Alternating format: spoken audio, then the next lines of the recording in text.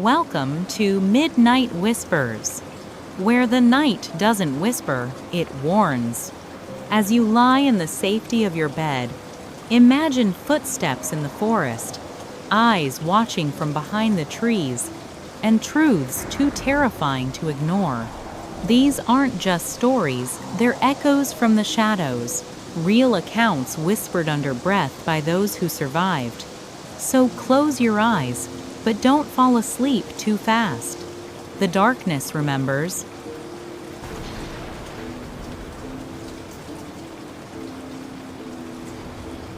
Imagine the coolest person you know, the one who embodies pure freedom and joy. Now, what if a single phone call shatters that image, leaving behind a chilling mystery that haunts your childhood? For me, that person was Uncle Ray. He was my dad's younger brother, but they couldn't have been more different. My dad, a sharp, by-the-book detective with the Santa Monica Police Department, was all about rules and order. Uncle Ray? He was chaos, but the good kind. He owned a surf shack right there on the beach, a proper brick-and-mortar business, with a half-dozen employees and a six-figure turnover. Yet, Dad always looked at him with that protective, slightly exasperated older brother gaze, like Ray was his charmingly wayward kid, even though he loved him fiercely. Ray also had a little beach house, a sun-drenched haven where we'd spend a few times every summer, hanging out, soaking up the carefree vibe with him and his girlfriend, Nina. Those summers were pure magic. The endless crash of waves, the smell of salt and sunscreen, the easy laughter.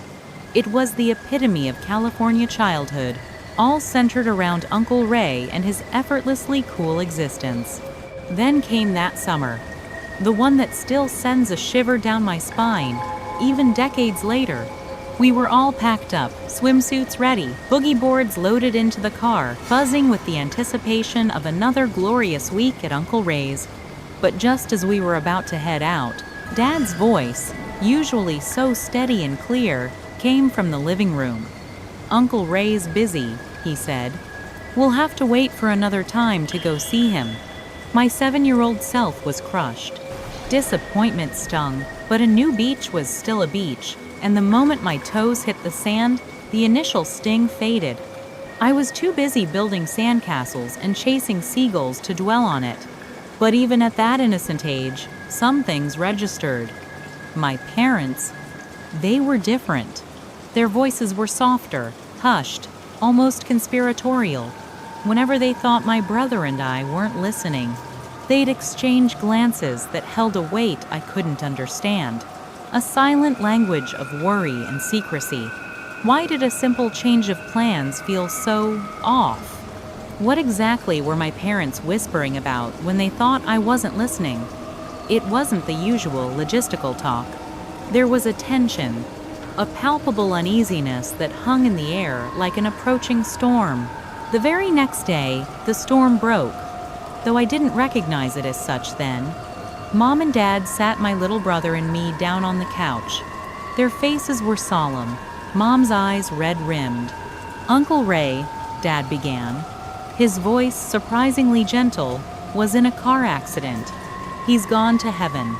My world, previously so bright and uncomplicated, tilted on its axis. The news hit me hard. The loss of Uncle Ray, that beacon of freedom and joy, left a gaping hole. I cried a lot. The grief was profound, even for a 7-year-old who couldn't fully grasp the permanence of death. But as with all childhood sorrows, the sharpness dulled over time. Life, in its relentless march, moved on. The memory of Uncle Ray became a fond, if a little melancholic, part of my past. The hushed tones, the sudden change in plans, they receded into the background, unresolved whispers in the corridors of my memory. I never questioned the car accident explanation. Why would I? It was a simple, tragic fact.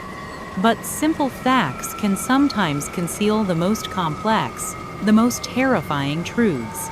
And sometimes, it just takes a single, seemingly innocuous detail to unearth them. Years later, a chance encounter, a simple name in a casual conversation, would not only bring those buried childhood memories to the surface, but transform them into a terrifying, undeniable realization. Sometimes, the smallest detail, a single name dropped in a casual conversation, can unravel decades of carefully constructed lies, revealing a horrifying truth you never knew existed, a truth buried deep within your own family. Years melted into decades, and my childhood grief for Uncle Ray softened into a vague, distant ache. Life, as it does, propelled me forward. I graduated, found a good job, and settled into a comfortable life in Oxnard with a girlfriend I'd been seeing for a few years. It was during one of our routine drives back down to Santa Monica to visit my parents that the past, like a phantom limb, made its terrifying presence felt. We'd had dinner with Mom and Dad, the usual comforting family chaos, and were heading back up the Pacific Coast Highway, the sunset painting the sky in fiery hues, when I noticed my girlfriend had gone quiet. Mopey even. I asked if she was okay, and she sighed, a small, weary sound. "Yeah," she said, her voice softer than usual. "Just, sometimes I get a little weirded out whenever I'm near this part of the PCH." My brows furrowed. "Why? What happened around here?" And then she began to tell me a story, a tragic tale that would, in the span of minutes, dismantle the bedrock of my childhood. She explained that about 20 years ago, her mom's old high school friend had gone to stay in a remote log cabin with her longtime boyfriend. This friend, my girlfriend recounted, had told her mom all about it, where it was, how long they were going for, when she was expected back. But when that date came and went, with no sign of her friend, my girlfriend's mom grew increasingly worried. She wasn't alone in her concern. The missing girl's parents had already called the police, providing them with the details of their daughter's whereabouts and who she was with. Days later, the grim news arrived. A car, registered to the boyfriend, had been found. It had been deliberately driven off the road, a mangled wreck. Inside, the boyfriend was dead, his neck broken, but the true horror was yet to be revealed. In the trunk, the girl was found, dismembered and meticulously wrapped in plastic. The police, my girlfriend continued, never definitively figured out the how or why of the girl's murder, or the boyfriend's suicidal crash. Yet, his fingerprints were everywhere, all over the plastic wrap, the cabin, the car. The conclusion seemed inescapable to the authorities. He had killed her, then himself. My girlfriend added that her mom took the news incredibly hard. She'd met the boyfriend multiple times and found him to be a genuinely sweet, likable guy. The shock of it, the senseless brutality, had clearly resonated deeply with her.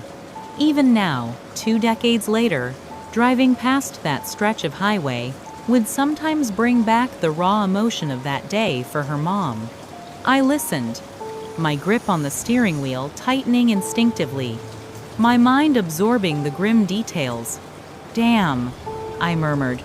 That's just terrible." A profound, chilling silence filled the car, punctuated only by the hum of the tires on the asphalt.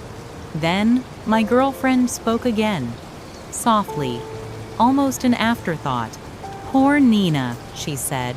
"Hell of a way to go." My world stopped. The name hung in the air, a single, devastating note striking an ancient, forgotten chord.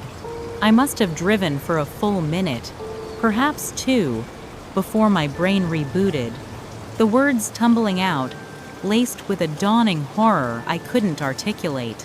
"Wait a second," I said, my voice barely a whisper. "Did you just say Nina?" My girlfriend, sensing my sudden shift in tone, confirmed it. And in that instant, 2 disparate pieces of my childhood memory slammed together with the force of an oncoming train. The first, the vivid image of Uncle Ray, laughing, throwing a football on the beach with his beautiful girlfriend, Nina. The second, the hushed, grief-stricken announcement of his death in a car accident. But no one had ever said it was on purpose. No one had ever mentioned Nina. The panicked feeling that had been rising in my chest now exploded. A cold, suffocating dread. My heart hammered against my ribs, a frantic drumbeat against the rising tide of fear. My breath caught in my throat. It couldn't be. This was just a coincidence. A cruel, improbable twist of fate. There were plenty of Ninas in the world, and car accidents happened all the time. This was pattern recognition gone horribly, hysterically wrong. I was freaking out over nothing. Right? I clung to that desperate, rationalizing voice inside my head. But then, still trying to keep my composure, I asked the question that would either calm the storm or unleash the full tempest. "Do you remember," I choked out, "the name of the boyfriend? The one who drove off the road?" My girlfriend paused, thinking. "I think it was like Ron or Rick or something." She trailed off, searching her memory.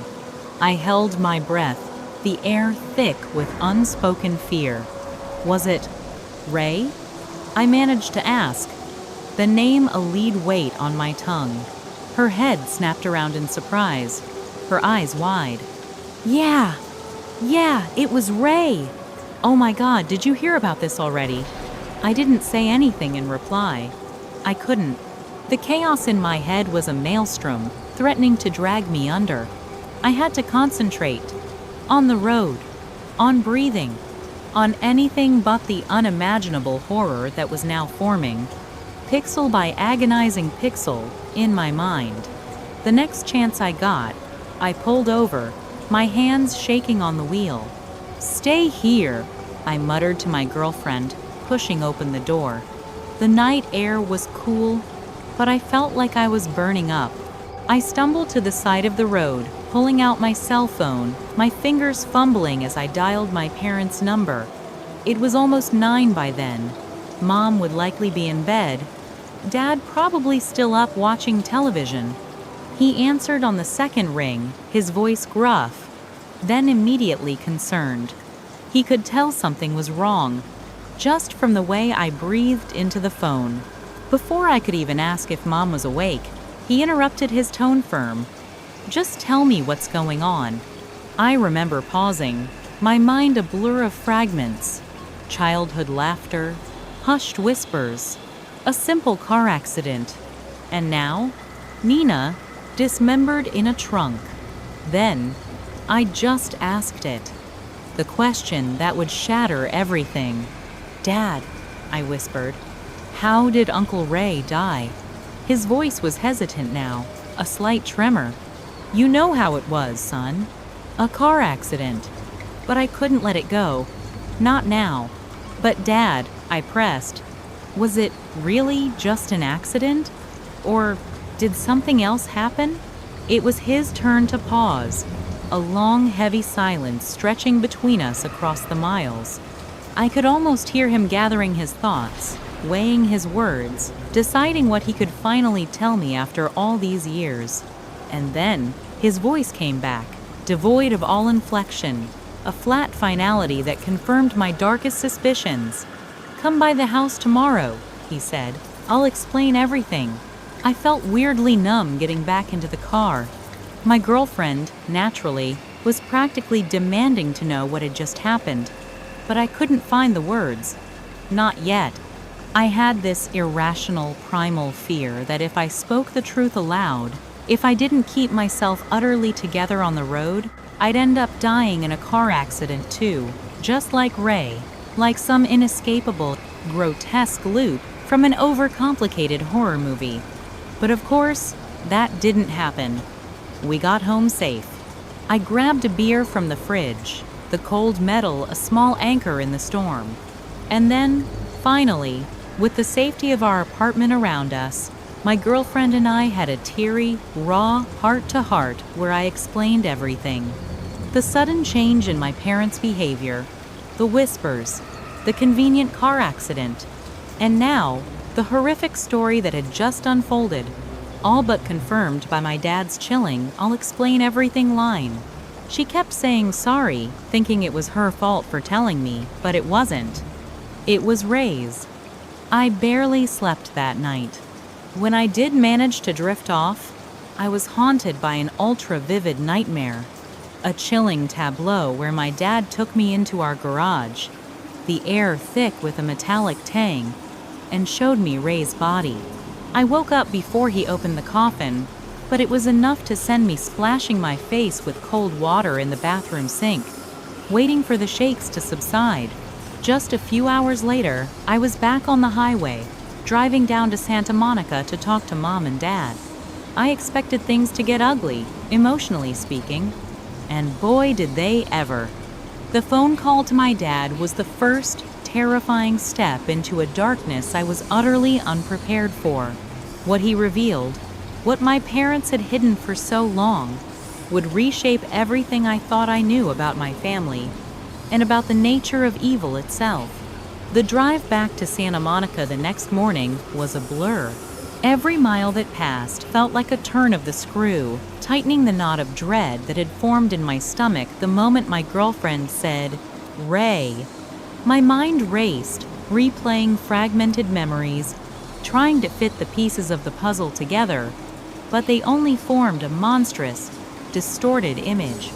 I arrived at my parents' house, expecting things to get ugly, emotionally speaking, and boy, did they ever. My mom was already crying, her eyes red-rimmed and swollen. The moment I walked through the door, she rushed forward, pulling me into a tight embrace. "I'm so sorry," she whispered, her voice thick with years of unspoken grief. "I'm so sorry we never told you the truth." I tried to reassure her, mumbling that it was okay, that I understood. But even as the words left my lips, I knew I didn't truly understand the full weight of what they had carried. My dad, usually the stoic, impenetrable detective, sat on the couch, his hand gripping my mother's stodders. His eyes, usually sharp and observant, looked haunted. The raw, chilling truth about Uncle Ray and Nina's deaths began to unfold, word by agonizing word, each detail painting a picture far more horrific than my childhood mind could have ever conceived. Prepare yourself, because the truth about Uncle Ray wasn't just a car accident. It was a descent into an inexplicable madness, leaving behind a trail of unanswered questions that still chill me to the bone, even after all these years. Dad recounted the details, confirming everything my girlfriend had said, and then adding layers of baffling, horrifying information that had been hidden for decades.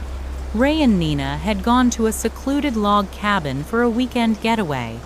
He was due back Monday morning, but on Monday afternoon, Ray called Dad from the road. My father said Ray sounded mad, ranting and raving, but nothing he said made any sense. It was just a jumble of random, incoherent words. He'd mentioned something happening in the cabin, but Dad couldn't get any coherent details out of him before Ray abruptly hung up. Dad figured he was on the road because he could hear traffic in the background, a detail that now felt incredibly ominous. He tried calling Ray back at home later, then again the next morning, but there was no answer. That very morning, the one where we, as a family, were packed and ready to go spend a day at Ray's beach house, two detectives from the local police department, men my father knew personally, arrived at our doorstep. That's when they delivered the news. Ray had been found, and it wasn't good. My dad, though not a homicide detective, was privy to the details from his colleagues, and it was these extra, unsettling facts that cemented the family's decision to bury the truth. The first thing that raised red flags for the investigators was the cabin itself. It was one of 5 in a popular, usually bustling collection near Redwood Deck, almost always fully booked. Yet for the entire weekend Ray and Nina were there, a September weekend, all 4 other cabins were empty. Not closed, not reserved, just Empty. The detectives had been baffled. They'd hoped to find witnesses, people who could shed light on Ray's state of mind, but there was no one. What happened in that remote cabin that emptied out every other reservation? Had whatever transpired within its walls been so profound, so terrifying, that it drove away all other potential guests? Or was something else at play? Something equally inexplicable? Then there was the gas station. Hours before Ray made that frantic, incoherent call to my dad, he and Nina had stopped at a gas station on their way back to Santa Barbara. The clerk remembered them perfectly, describing them as acting completely normal. Ray pumped gas. Nina bought a soda, and they left together, seemingly without a care in the world. How, in the span of a mere 20 miles or so, did a routine drive transform into a brutal murder and dismemberment? How could someone go from buying a soda to chopping another human being into pieces and stuffing them in a trunk? This stark contrast between normalcy and unspeakable horror was, and still is, one of the most perplexing aspects of the entire tragedy. The detectives couldn't even determine if Nina was murdered before or after Ray's bizarre phone call to my dad. All they knew was that shortly after the call, Ray had unfastened his seatbelt and deliberately driven his car off the road. My dad told me all this, his voice thick with emotion, my mom holding his hand, tears streaming down her face. It was the only time I ever saw my strong, stern father well up with tears. It wasn't just sadness, it was the raw frustration of not knowing why. The unanswered questions about the cabins, Ray's inexplicable shift in behavior, and the chilling, nonsensical words he'd spoken in his last phone call, they had haunted my family for decades. The detectives had pressed my dad relentlessly about that call, but all he could tell them was that nothing Ray said made any sense. It was just random words, a terrifying, desperate descent into madness that he couldn't comprehend at the time. He kept telling Ray to calm down, promising to call him back, but Ray never picked up again. And that, my father said, was the start of everything. By the time he finished, I felt oddly numb. I shed a few tears, but mostly in response to seeing my parents so utterly heartbroken, so raw. I had spent a sleepless night replaying everything, questioning, accepting, then questioning again. So, when the gruesome details finally came, I was just resigned. My parents kept apologizing for keeping the truth from me, for the trauma they thought they were sparing me. I reassured them, saying I understood why they did what they did. How could you expect a child, even a young adult, to process something like that? But my words didn't seem to truly console them. It was the emotional outpouring of years of pretending, of silent suffering, that finally broke through. We were all emotionally wrecked by the time I had to drive back. When I got home, telling my girlfriend that her mom's high school friend was likely murdered by my uncle led to a conversation unlike any we'd ever had. We talked about it endlessly, and in a strange way, that free therapy from someone who genuinely cared helped me more than anything else. She never told her mom, at least not while we were together. Eventually, we moved past it, though the weight of that secret never truly left me. Just when I thought I understood the depths of family secrets and the weight of unspoken truths, another story began to unfold.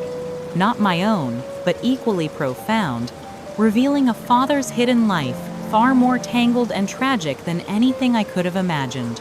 We all have stories about our parents, comforting tales that shape who we believe they are. But what if those narratives are just elaborate fictions, designed to protect you from a brutal, hidden reality that redefines everything? Growing up in Greater Manchester, my world was small, safe, and revolved around my incredible single mom. I never knew any different. While I sometimes felt a pang of sadness seeing other girls with dads, my mom was my everything, and I was fiercely grateful for her. As I got older, she'd sprinkle in details about my father, what he was like, his favorite football team, his love for a good Indian takeaway. And eventually, she told me how he died. I was very young, just a child, when she first painted the picture. Daddy and his friends, she'd say, her voice soft, were in a sailboat on the sea. A big wave came and knocked them off. Daddy and his friends went underwater, and that's when the angels came down and took them to heaven, because it's nicer in heaven than it is on the bottom of the sea. It sounds grim, I know, but to my innocent mind, it was a tale of bravery and eternal peace. I even remember watching SpongeBob years later thinking, the sea doesn't look so bad, actually. Heaven must be absolutely brilliant. Kids, right? They just say the funniest things. So that's how I grew up, accepting this comforting narrative, a story that shaped my understanding of my absent father without ever filling me with too much sadness or angst. He sounded like a genuinely good man, someone who always looked after my mom, never hurt her, never cheated. The story was simple. He went on a lad's holiday to Spain before I was born, a final hurrah before fatherhood. He took a fateful boating trip, went a little too far out, the weather turned, and that was that. Or so I believed. That wasn't that at all. Mom had only ever told me half the story. The truth began to unravel when I was 23. I was at her house, having a cup of tea, catching up, when she asked me, out of the blue, a question that made my stomach drop. If there were things I'd never told you about your dad, she began, her voice taking on a tone I'd never heard, a heavy, hesitant quality. Would you want to know them? Immediately, I suspected something less than wholesome, solely from that strange inflection. I asked her what kind of things she was talking about.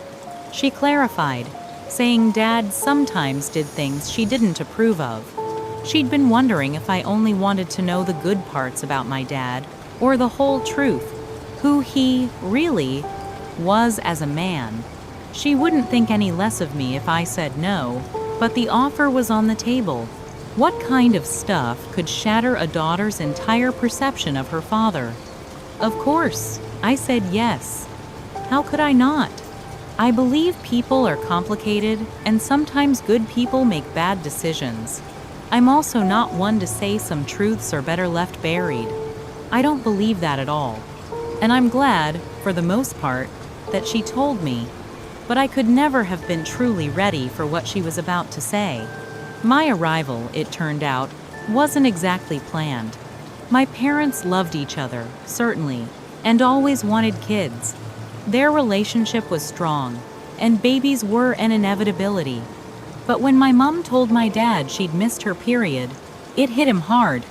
Not in a bad way. Mom said he was as happy as he was excited, but there was definitely a moment of, oh crap, I need to get my life together. He wasn't exactly a high flyer at work, a good lad, but not someone you'd consider for a promotion. So, serious money wasn't coming in anytime soon. He buckled down, worked incredibly hard, but Mum could tell he was getting frustrated. He knew it was going to be a long, difficult road. Then, one day, he came home from football with a spring in his step. When Mum asked what schemes he had cooking, he just gave her that classic, "Never you mind, love." He acted like that for weeks, like he was the king of the world, the smartest man in England. And then, one day, that man vanished. Not literally, of course. That came later. But the cheerful, smiling, happy-go-lucky version of my dad just disappeared. Mom said he started acting like something terrible had happened, that level of grief, almost. She'd catch him staring off into space, eyes wide and scared, as if something terrible was following him. She'd ask what was wrong, but he'd just lie, saying everything was fine, even when it so obviously wasn't. He stayed like that for about a week, no improvement at all. And then, out of the blue, he told Mum he and his mate were going to Spain for that lad's holiday. A last taste of freedom. Mum was a bit surprised, but she thought she understood. He was mega stressed about me being on the way. He needed to relax. So she let him go. He flew out with his friend, only supposed to be gone a week. And how did a simple desire for financial stability lead him down such a perilous criminal path? Well, he'd met a guy at a kebab shop. Muzzy, short for Mustafa. Muzzy, a Turkish immigrant, still had strong ties to his relatives back home. My dad, after a few pints from watching football, would often chat with Muzzy at his shop. He must have mentioned my mom being pregnant and his need for money, because it was Muzzy who told him, "If you can get me 10 grand in cash, I can turn it into £250,000 in just over a month." It sounded too good to be true. But according to text messages Spanish police later recovered from my dad's phone, he'd texted his mate, the one who died with him. My dad asked if he had 5 grand lying around to go halves on Muzzy's little investment plan. His mate was incredibly skeptical. Like my dad, he needed time to get that much cash together, and he absolutely insisted on meeting Muzzy to discuss it before handing over a single penny. But after that meeting, it was full steam ahead. Muzzy, it seemed, had connections with the Turkish mafia, who smuggled all kinds of illegal stuff into the UK. The British border authorities were clamping down on big shipments through major ports, which ironically made it easier to smuggle smaller amounts of cannabis resin through less scrutinized UK ports. Through these connections, that initial £10,000 investment would buy a sizable, but not easily detectable, amount of product. Once sold to street dealers in the UK, that product would then fetch 20 times the original cash amount. All Muzzy wanted was a £50,000 handler's fee for setting it all up. That would leave my dad and his mate with a cool £100,000 each. A truly life-changing amount of money at that time. So my dad and his friend got the money to Muzzy. Muzzy got it to his contacts, and then everyone waited for the wheels to turn.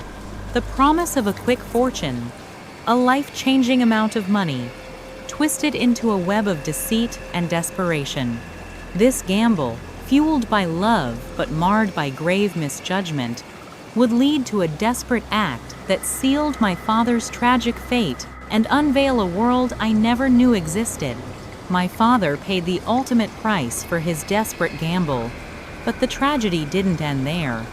It unveiled a darker truth about betrayal, fatal misjudgment, and the shocking lengths people will go to when pushed to the brink.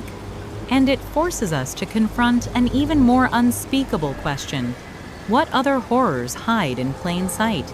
Just as my dad and his mate were reaching peak excitement, dreaming of the £250,000 payout from Muzzy's supposed sure thing, the call came.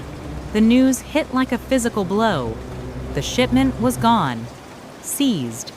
Muzzy offered little detail, just that the cargo was unloaded. And then, out of nowhere, police swarmed the container. There was nothing that could be done, he claimed. The money was gone. But neither my father nor his friend believed a word of it. Muzzy had been boasting for months about his Turkish mafia connections, their flawless smuggling operations. Now, the one time their money was on the line, their shipment was suddenly jumped on? My father, absolutely convinced Muzzy had robbed them, demanded proof. He asked about the person who brought the container in, whether they'd been arrested, information that could be verified through public channels. But Muzzy, predictably, pleaded ignorance, claiming not to know names, only offering a chance to try again with another 10 grand. This last insult was the final straw. It solidified their belief that Muzzy saw them as idiots to be milked for more cash. The fury that erupted was raw, primal. They hatched a plan, tragically unsophisticated, to get their money back. They lured Muzzy to a meeting under the guise of investing more money, then snatched him, taking him to a secluded shed. There, the amateurish brutality began. They tied him up, torturing him with cigarette lighters, burning his bound hands and feet, demanding a confession. Muzzy, however, wouldn't break. He offered them his bank details, telling them to take whatever money he had, but he still wouldn't admit to scamming them. What exactly happened next remains unclear, but Muzzy inadvertently died during this desperate, torturous interrogation. My father and his friend were then forced to dispose of the body, which, chillingly, explains why they never touched Muzzy's bank account. Emptying it would have pointed an immediate finger of suspicion at them if Muzzy's body was ever found. After that horrific act, a drastic, ill-conceived plan formed. They would fly to southern Spain, to a place notorious for Colombian cocaine smuggling, aiming to buy a new shipment. Their idea was to then take a winding train journey through Madrid, Barcelona, and Paris, finally ferrying from Dover to Calais, bypassing stricter airport security. It was a desperate, chaotic gambit, fueled by fear and avarice. But that plan, like everything else, went awry. Somewhere out at sea, on a small rented motorboat, they met their violent end. Shot at close range, their boat, with half a dozen empty sports bags bearing cocaine residue, drifted ashore days later. The empty bags are a cruel mystery. If their buyers wanted them dead, why leave the bags? It suggests a double cross, an interception by someone else. Perhaps local pirates preying on dodgy deals in the Straits of Gibraltar, or, more chillingly, a retribution from the Turkish mafia for Muzzy. Because, as the police eventually confirmed, Muzzy was innocent. A shipment of cannabis had been seized at Falmouth Harbor. My father had tortured him for nothing. Imagine the Turkish gangsters, already furious about their seized cargo, then one of their associates kidnapped and murdered. His accidental death wouldn't matter. They'd want the people responsible dead. How they tracked my father and his mate down, no one knows. But two English guys wandering southern Spain, asking about cocaine, word would quickly reach the wrong ears. I wrestled with that truth for a long, long time. It shattered everything I thought I knew about my father. I don't hate him. I still love him, even though I never met him. But I do think he was stupid. I know he did what he did out of love for me and my mom, and a small part of me respects that desperate desire to provide.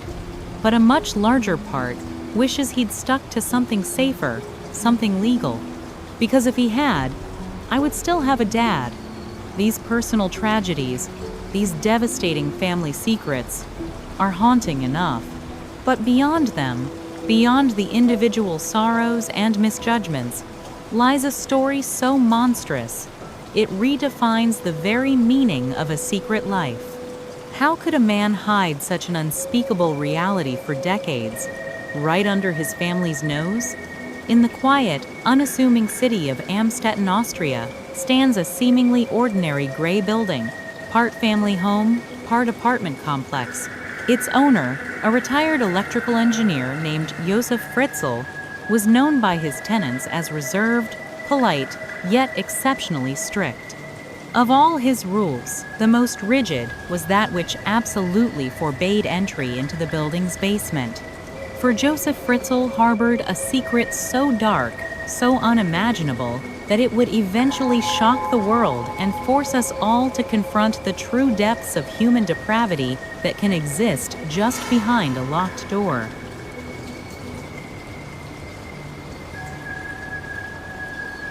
What if everything you've been told about success, happiness, and fitting in is actually leading you astray, far from your true self? It's a bold question, isn't it? From the moment we draw our first breath, a fundamental societal assumption begins to weave itself into the fabric of our understanding. The idea that conformity, blending in, and striving for externally defined achievements is the surest path to joy and fulfillment. We're told, subtly and not so subtly, that to be accepted, to be loved, to be successful, You must fit into a predefined mold. But I'm here to tell you that this is perhaps the greatest universal lie we've ever been told. Think about it. You are born with a unique signature, a biological masterpiece that sets you apart from every single person who has ever lived, or ever will. Your fingerprint, intricate, one of a kind, utterly undeniable. That fingerprint isn't just on your skin, it's a profound metaphor for your very essence, your unique spark, your authentic self. It's the inherent individuality, the specific blend of talents, passions, quirks, and perspectives that makes you, unequivocally, you. But then, the world begins its work. Our earliest influences, our well-meaning parents, who teach us to be good, to avoid upsetting others, to follow rules. Our education systems, designed for mass production, not individual cultivation, where fitting into a standardized curriculum often takes precedence over fostering unique genius. The media we consume, constantly bombarding us with images of the ideal life, the perfect body, the successful career, creating an almost inescapable blueprint for how we should be living. And the relentless social pressures, the unspoken need to conform to peer groups, to societal norms, to chase external validations like titles, possessions, or popularity. None of this is inherently malicious by design. It's a deeply ingrained societal habit passed down through generations. We're taught to blend in, not to stand out, to dim our unique light rather than letting it shine too brightly, and slowly, subtly, almost imperceptibly, that authentic spark, that unique, true self you were born with, begins to dim. It doesn't vanish entirely, but it gets buried under layers of expectation, fear, and the desire to please. We learn to wear masks, to play roles, to suppress the very things that make us extraordinary in order to fit neatly into ordinary boxes. We become experts at living lives that are not truly our own. Now, I want you to take a moment and genuinely reflect. Think about your life right now. How much of what you're striving for, how much of your daily effort, how many of your goals and aspirations truly come from you, from that core, authentic spark deep inside? And how much is a reflection of what others expect, what society admires, what you've been taught will bring you approval or success? This is not about judgment. It's about honest introspection, about recognizing the initial tension between who you inherently are and the person you've been conditioned to be. Because understanding this subtle but pervasive loss is the first crucial step. But what happens when we continue down this path? Suppressing that unique spark for the sake of fitting in? The cost is far greater than you might imagine. You might be succeeding by society's standards, but what's the real price you're paying for fitting in? It's far higher and more painful than you think. In the previous part, we explored how subtly, almost imperceptibly, our unique spark begins to dim under the weight of societal expectations. But what happens when that dimming turns into a complete eclipse? What's the true cost of continually suppressing that authentic self, of playing roles that aren't genuinely yours, of chasing external validations instead of internal alignment?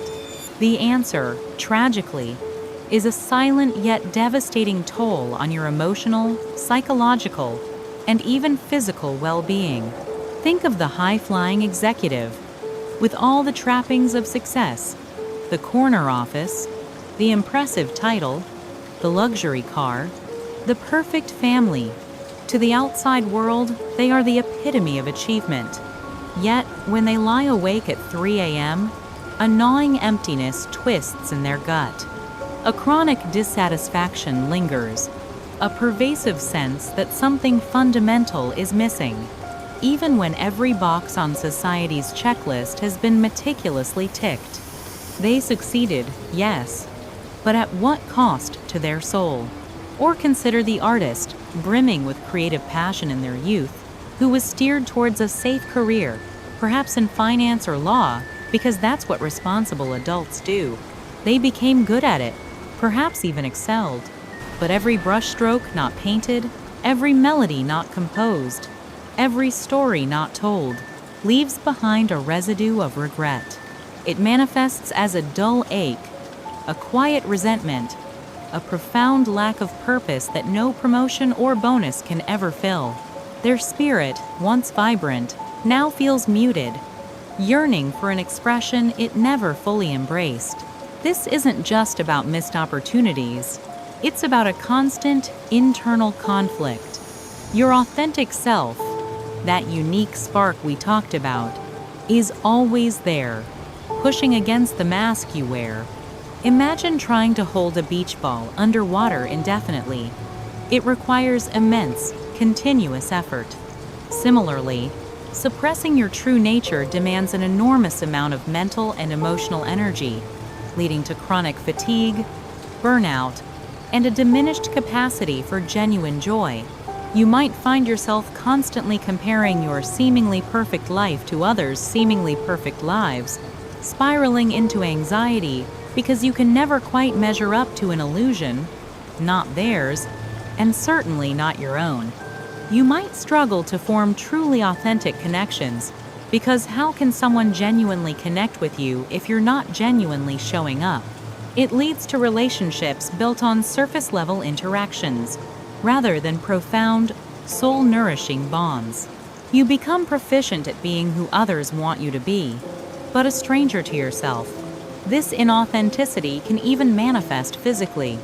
Chronic stress, anxiety, and bottled-up emotions can contribute to sleep disturbances, digestive issues, and a general feeling of being unwell. Your body, in its wisdom, often mirrors the dis-ease within your soul. Have you ever felt that nagging sensation that something isn't quite right, even when everything looks perfect on the outside? That feeling that there's a whisper of a different path, a different version of you, trying desperately to break free? That's your authentic self crying out, and ignoring it comes at a profound and relentless cost. It's not a benign choice to conform. It's a decision with significant, painful, personal repercussions, eroding your inner peace, dimming your light, and robbing you of the vibrant, purposeful life you were truly meant to live.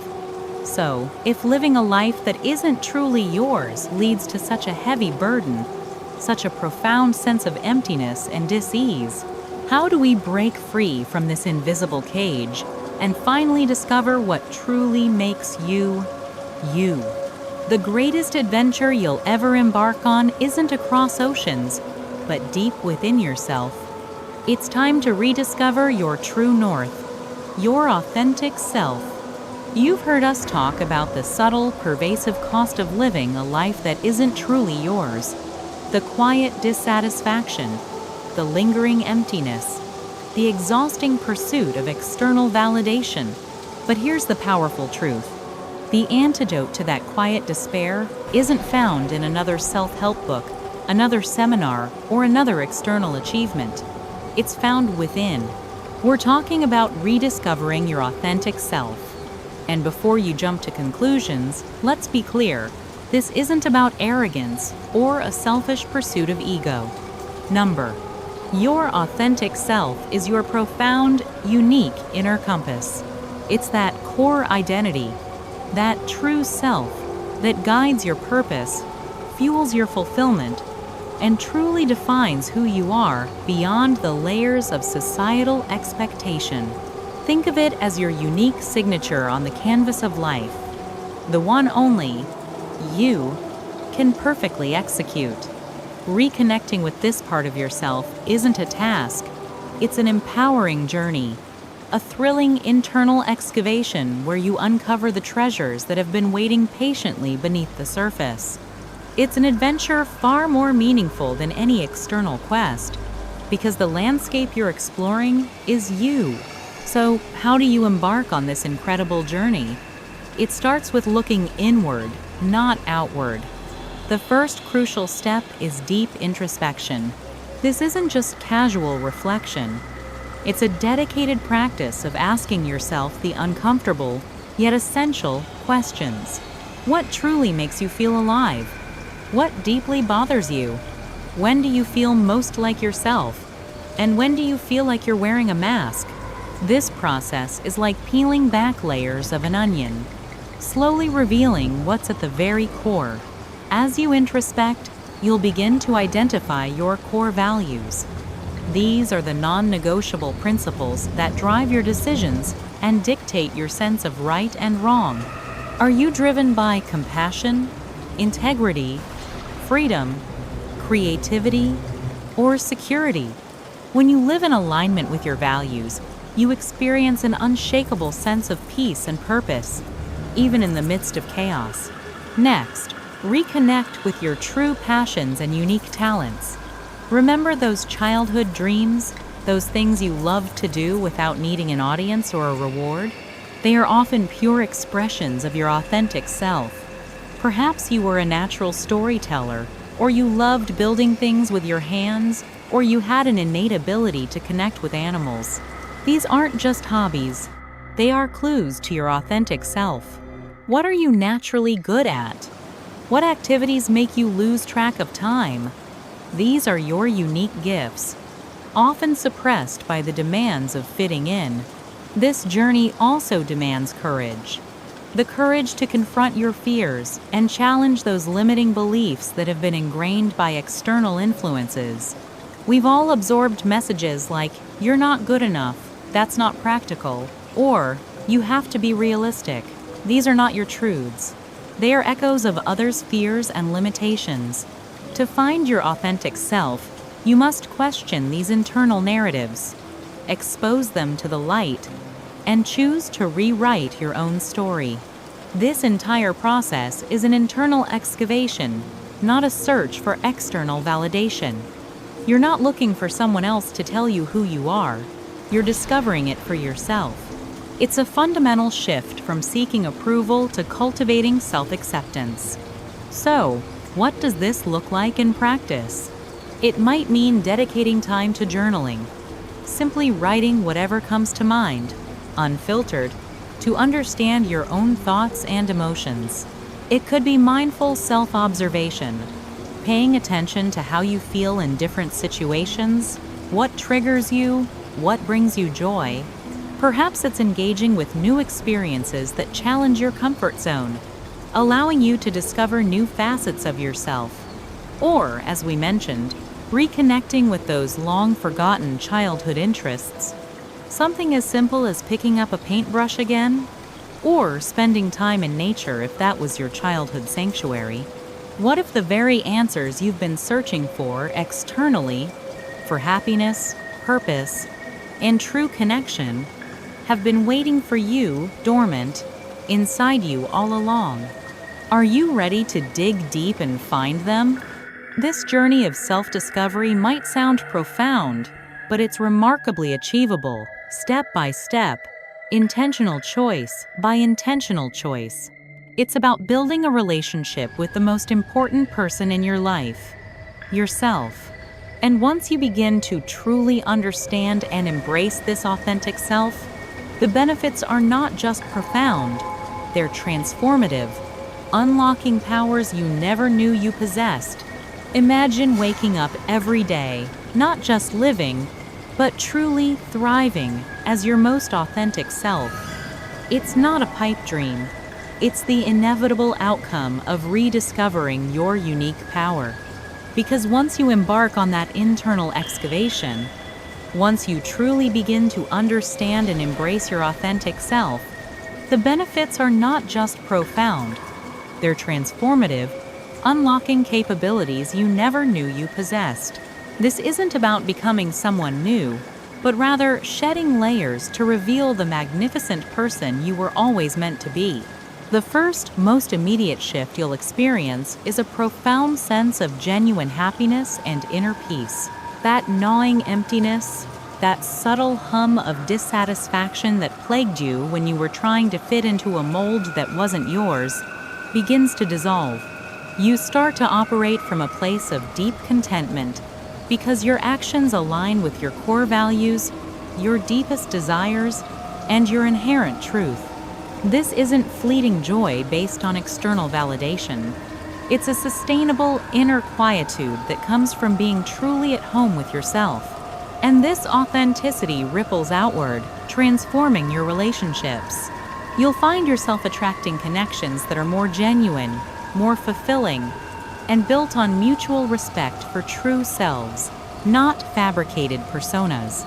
The performative dances of social expectation fade away, replaced by the profound comfort of being fully seen and accepted for who you are.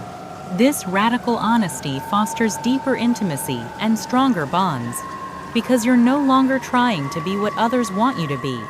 You're simply being. What's more, embracing your authentic self dramatically increases your resilience in the face of life's inevitable challenges. When you know who you are and what truly matters to you, setbacks don't derail you. They become opportunities for growth.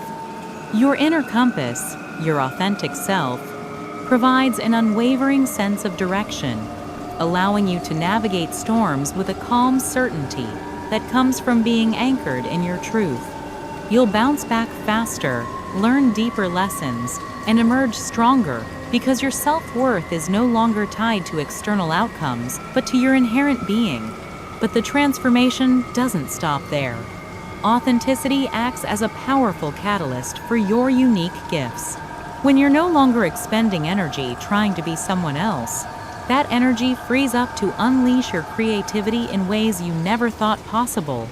Your problem-solving abilities sharpen, fueled by your unique perspective and unburdened by the need for external approval. You start to think outside the conventional boxes because your internal logic is no longer dictated by conformity. And perhaps most powerfully, embracing your authentic self fosters true personal leadership. This isn't about managing others. It's about leading yourself with conviction and purpose. It's about taking ownership of your path, making decisions that resonate with your soul, and inspiring others not through manipulation or control, but through the sheer power of your genuine example. When you live authentically, you naturally make a unique and meaningful impact on the world, simply by showing up as you are. This leads us to a crucial point, a common misconception that holds so many back.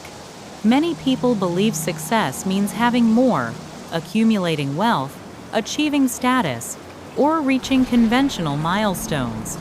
But true success, the kind that truly satisfies and lasts, the kind that doesn't leave you feeling empty even at the top, is about being more you. How would redefining success in this way change your life? How would it shift your priorities, your pursuits, your very definition of a life well lived? When you align with your authentic self, external achievements become a natural byproduct of your authentic expression rather than an anxious pursuit. The joy isn't in the destination, it's in the journey of becoming fully yourself and witnessing the ripple effects of that profound internal alignment. This is the true power, the unique gift waiting to be unlocked within you. This journey of self-discovery and authentic living isn't a one-time event. It's a lifelong commitment. But the first step is always the most crucial. So, are you ready to take it? The journey to authentic living is ongoing, but the most powerful step is the one you choose to take right now. The question is, are you ready to choose yourself? We've walked through the subtle societal programming that nudges us away from our true selves, explored the silent, heavy cost of conformity, and ventured into the profound process of rediscovering your unique, authentic self, your true core. We've even glimpsed the incredible power and genuine fulfillment that awaits you when you finally align with who you truly are. Now, as our journey together in this video comes to a close, the real journey for you is just beginning. Remember this undeniable truth. Your uniqueness is not a flaw to be smoothed over, but your greatest strength. your most profound gift to yourself and to the world. For too long, perhaps, you've been told, explicitly or implicitly, to fit in, to blend, to be like everyone else, to find happiness or success. But as we've seen, that path, while seemingly safe, often leads not to peace, but to a gnawing emptiness, a life lived on borrowed terms, fundamentally unfulfilling. This isn't just theory. It's a lived reality for millions, and perhaps a quiet whisper you've heard within yourself. The alternative, the path of authenticity, is not always the easiest, but it is unequivocally the most rewarding. It requires courage, the courage to look inward, to question deeply held beliefs, to shed layers of expectation, and to stand proudly in your own truth, even when it feels vulnerable. This journey of self-discovery isn't a destination you arrive at and then check off a list. It's a lifelong commitment, a continuous unfolding, a daily practice of listening to your inner compass and honoring what truly resonates with your soul. Think of it as cultivating a garden. You plant the seeds of self-awareness. You water them with introspection. You weed out limiting beliefs. And you watch your authentic self bloom, stronger and more vibrant with each passing season. And what a magnificent bloom it will be. The world doesn't need more echoes. It desperately needs more original voices. It needs your unique perspective, your specific talents, your genuine heart. Your authentic contribution, no matter how small it seems to you now, is an irreplaceable piece of the human mosaic. So, what's next? The most crucial step is always the first one, and then the next, and the next. It's about choosing yourself, not just once, but every single day. It's about committing to that inner whisper, that intuitive pull, that deep knowing that there's more to you than meets the eye, more than you've been allowed to express. This isn't just a video. It's an invitation to reclaim your story, to truly live it. What's one small, authentic step you can commit to taking today to honor your true self? Perhaps it's spending 5 minutes journaling about what truly brings you joy, reconnecting with a long-lost passion, setting a small boundary, or simply acknowledging a feeling you've been suppressing. Whatever it is, take that step. Share your thoughts in the comments below, and let's inspire each other. Let this be the moment you choose courage over comfort, authenticity over approval. Choose to live a life that is unapologetically, gloriously, powerfully you. Thank you for watching. The true journey has just begun. Thank you for braving the dark with us tonight on Midnight Whispers. If these stories stirred something in you, a chill, a memory, a shadow, don't forget to like this video, subscribe for more true horrors, and ring the bell so you never miss a whisper from the night. Sleep tight, if you can.